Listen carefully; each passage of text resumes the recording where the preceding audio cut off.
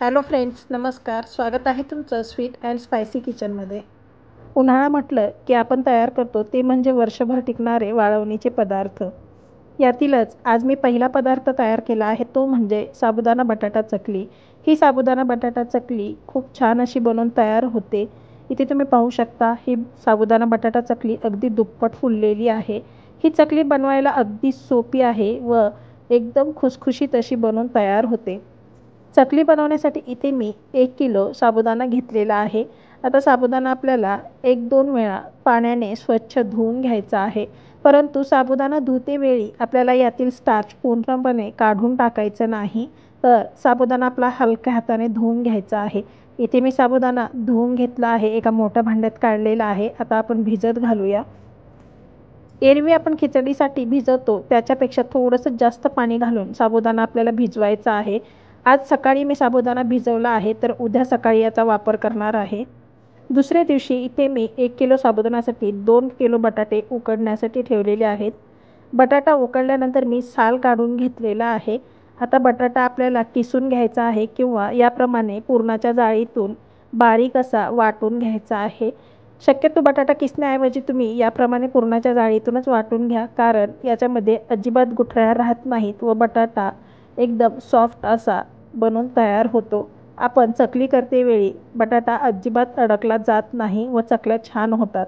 इथे तुम्ही पाहू शकता अगदी सहज हा बटाटा बारीक होतो. आता याचप्रमाणे आपण बाकीचा सर्व बटाटा बारीक करून घेऊया.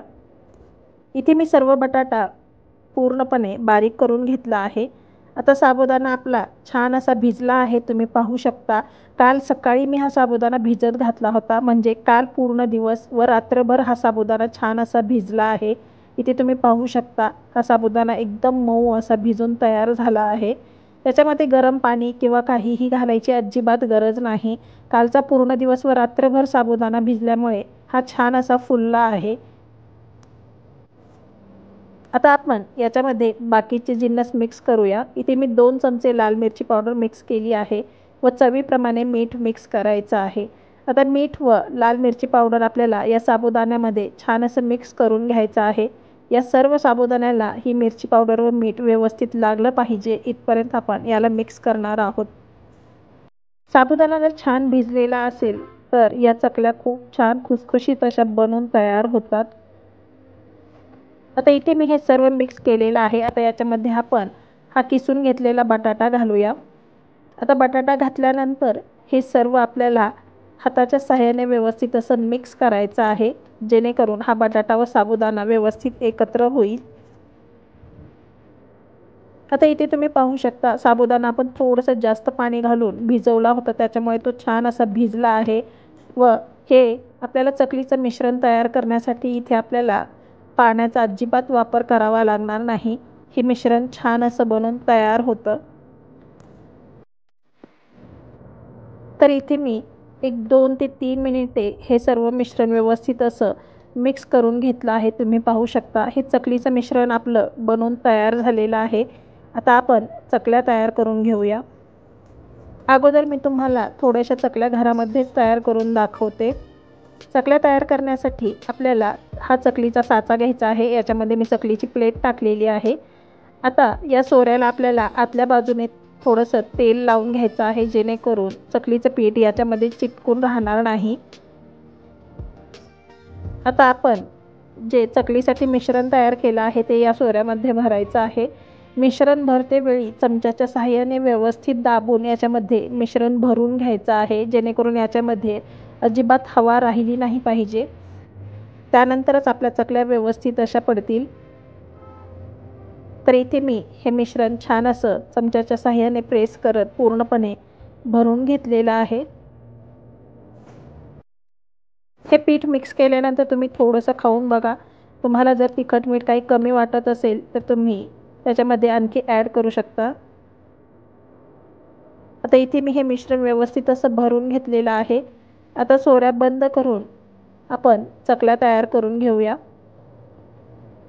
चकल्या तयार करतेवेळी हा सोऱ्या आपल्याला अगदीच उंच असा पकडायचा नाही. तो खालच्याच साईडने पकडून व्यवस्थित अशा चकल्या पाडून घ्यायच्या आहेत. आपण जर उंच सोऱ्या पकडला तर या चकल्या तुटण्याची शक्यता जास्त असते. तर इथे तुम्ही पाहू शकता अगदी सहज या सोऱ्यातनं हे चकलीचं मिश्रण बाहेर येत आहे व या साबुदाण्याच्या चकल्या करते वेळी आपल्याला या चकल्या थोडं थोडं अंतर सोडूनच या तयार करायच्या आहेत. म्हणजेच एका तारेमध्ये व दुसऱ्या तारेमध्ये आपल्याला थोडंसं अंतर सोडायचं आहे, जेणेकरून आपण या चकल्या वाळल्यानंतर जेव्हा तळू तेव्हा यामध्ये जो साबुदाणा असतो तो व्यवस्थित तळला जातो व या चकल्या खुसखुशीत होतात. आपण दिवाळीमध्ये जशा चकल्या करतो त्याप्रमाणे जवळजवळ अशा चिकटवून या चकल्या तयार करायच्या नाहीत.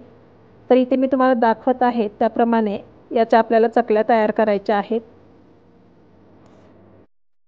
आता इथे मी तुम्हाला थोड्याशा चकल्या तयार करून दाखवलेल्या आहेत. आता बाकीच्या चकल्या मी उन्हामध्ये बसूनच घालणार आहे. एका सुती कापडावरती बाकीच्या सर्व चकल्या मी घालून घेणार आहे. आता इथे तुम्ही पाहू शकता एका सुती कापडावरती या चकल्या मी घालत आहे. आता बाकीच्या सर्व पिठाच्या चकल्या मी इथे तयार करून घेते. तर या चकल्या वाळवण्यासाठी आपल्याला आपण या जर चकल्या सकाळी सकाळी तयार केल्या तर सर्वात उत्तम व या दुपारच्या वेळी आपल्याला पलटवून घ्यायच्या आहेत आणि उन्हामध्ये थोड्याशा सुकवून घ्यायच्या आहेत. इथे मी सर्व चकल्या तयार केलेल्या आहेत. आता या दुपारच्या वेळी मी पलटवून घेऊन दुसऱ्याही साईडने सुकवून घेणार आहेत. तसेच या चकल्या आपल्याला 2 दिवस कडकडीत उन्हामध्ये छान अशा वाळवून घ्यायच्या आहेत. आता इथे मी 2 दिवस या चकल्या उन्हामध्ये वाळवून घेतल्या आहेत, तुम्ही पाहू शकता. आता आपण या चकल्या तळून पाहूया. तेल गरम झालेलं आहे. आता आपण चकल्या तळून घेऊ. एका वेळी इथे मी 2 ते 3 चकल्या तेलामध्ये सोडत आहे. तुम्ही पाहू शकता या चकल्या अगदी अलगदपणे फुलून वरती आलेल्या आहेत. या चकल्या खूप छान अशा बनवून तयार झाल्या आहेत. तुम्ही पाहू शकता या चकल्या दुप्पट अशा फुललेल्या आहेत. आपण आणखी थोड्याशा चकल्या तळून घेऊया.